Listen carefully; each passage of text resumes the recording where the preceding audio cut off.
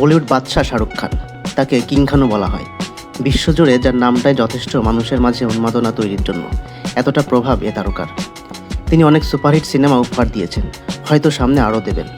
কিন্তু নানা কারণে পুরো ক্যারিয়ারে অনেক সিনেমার প্রস্তাব ফিরিয়ে দিয়েছেন এই তারকা, যেগুলোর মধ্যে অনেক ছবি পরে সুপারহিট হয়েছে। আজ জেনে নেব তেমনই 10টি সিনেমার নাম যা তিনি ফিরিয়ে দিয়েছিলেন এবং তা সুপারহিট তকমা পেয়েছিল পরবর্তীতে। রাজকুমার হিরানির মুন্না ভাই এমবিবিএস মুক্তির পর বক্স অফিসে ঝড় তোলে। কমেডি মোড়কে সামাজিক বার্তা দেওয়া সিনেমা দর্শক সমালোচক সবাই গ্রহণ করেন। কিন্তু সিনেমায় মুন্না ভাই চরিত্রে শুরুতে প্রস্তাব গিয়েছিল শাহরুখের কাছে, কিন্তু ওই সময় তার একটি অস্ত্রোপচার হয়, তাই সিনেমাটি করতে পারেননি শাহরুখ। আশুতোষ গওয়ারিকে লাগান অস্কারের মনোনয়ন পেয়েছিল। এই সিনেমাতেও প্রস্তাব পেয়েছিলেন শাহরুখ, কিন্তু শিডিউল জটিলতার কারণে সিনেমাটি করা হয়নি তার। পরবর্তীতে আমির খান এতে অভিনয় করেন এবং লাগান সুপারহিট তকমা পায়। রাকেশ ওমপ্রকাশ মেহরার রং দে বাসন্তী সিনেমাটিও গিয়েছিল শাহরুখের কাছে, কিন্তু অজয় রাঠোর চরিত্র প্রস্তাবে রাজি হননি তিনি। সেটিও অন্য সিনেমার সঙ্গে শিডিউল জটিলতার কারণে। পরে ছবিটি করেন আমির খান।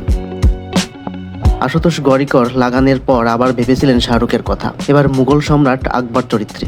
কিন্তু যে জায়গায় ছবিটির শুটিং হবে সেটা পছন্দ হয়নি শাহরুখের, তাই তার বদলে ঋত্বিককে নেওয়া হয়।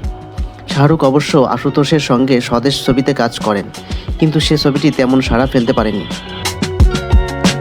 যশোরাজের এক থা টাইগার স্পাই ফ্রাঞ্চাইজি দিয়ে হিটের দেখা পান সালমান। তবে টাইগার চরিত্রে পরিচালক প্রযোজক চেয়েছিলেন শাহরুখকে, কিন্তু শিডিউল জটিলতায় এ ছবিটিও করা হয়নি তার।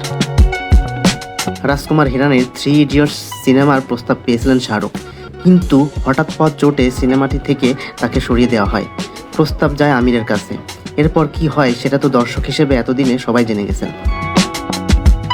রাকেশ রোশনের কাহনা প্যার হে সিনেমা দিয়ে রাতারাতি পরিচিত পান ঋত্বিক রোশন ও আমিষা প্যাটেল। যদিও এ ছবির প্রস্তাব শুরুতে পেয়েছিলেন কিং খান, কিন্তু নানা কারণে সিনেমাটি তার তখন করা হয়নি। অস্কার জেতা স্লামডগ মিলিনিয়র সিনেমায় থাকার কথা ছিল শাহরুখের।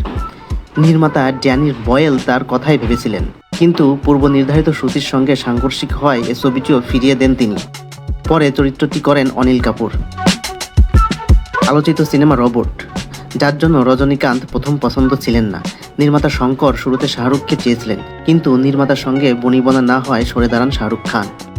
একবার ভাবুন তো, এই সিনেমাগুলো যদি শাহরুখ খান ফিরিয়ে না দিতেন তাহলে কেমন হতো।